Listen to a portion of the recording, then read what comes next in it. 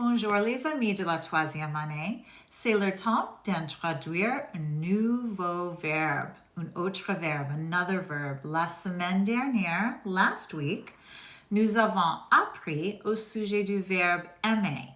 Last week we learned about the verb aimer, to like.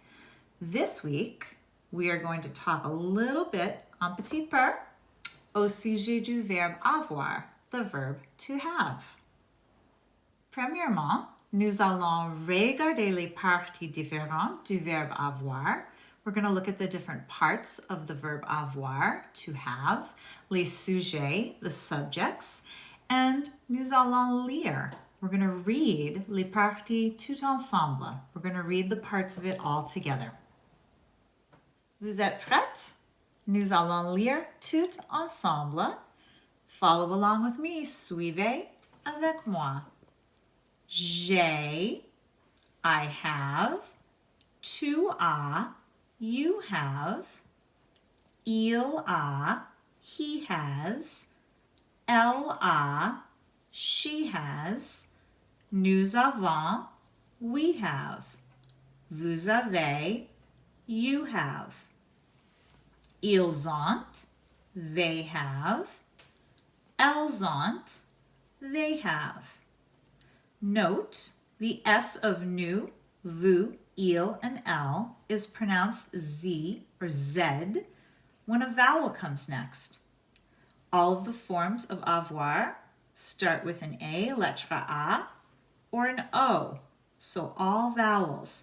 So therefore you connect the consonant, the S, to the vowel that comes after it. That is called liaison, which you may remember from learning about aimer. So you say elles ont, ils ont, vous avez, nous avons. A few reminders about pronunciation. Tu as ends in an S. You do not pronounce the S. Nous avons also ends in an S. You do not pronounce the final S on that form either. You have an EZ ending on vous avez, which makes an A sound. The final thing, the word j'ai, I have, people often mispronounce. Your A and I together make an A sound. Il y a beaucoup de différences entre anglais et français, and the way in which you use the verbs and conjugate them. And that means putting the parts and pieces together with the subject and the base form of the verb. Let's take a closer look at the bottom of page 18 in your cahier. Ils ont and elles ont both mean they have. Ils ont is used if there are any garçons in the group, any boys. Elles ont is only used for all filles if the group is all girls. Very different from anglais, where we would just say they. Tu as and vous avez both mean you have. Tu as is used for kids, to be informal, or for just one person. So the you singular form, tu as.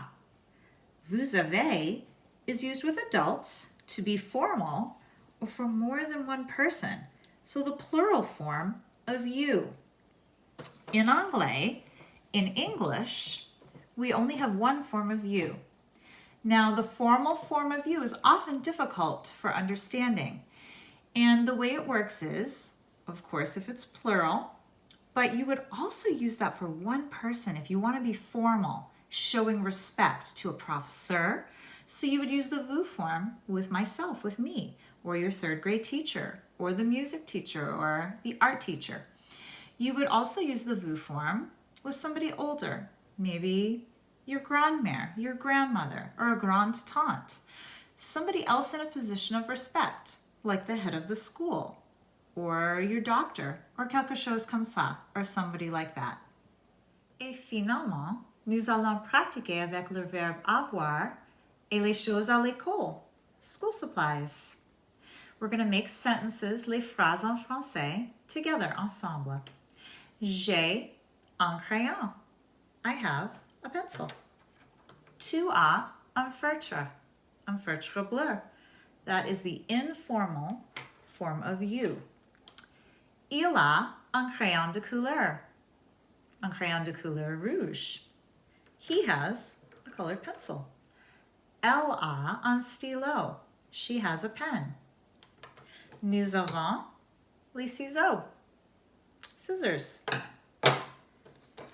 Vous avez une règle. You have a ruler, the formal form of you. Ils ont un livre. They have a book. Remember, that's if there are any garçons, any boys in the group. Elles ont un drapeau français. They have a French flag. That's only if the group is all filles. You would use the other form of they if there are any garçons. This is for all girls. Merci, très bien, bon travail les amis.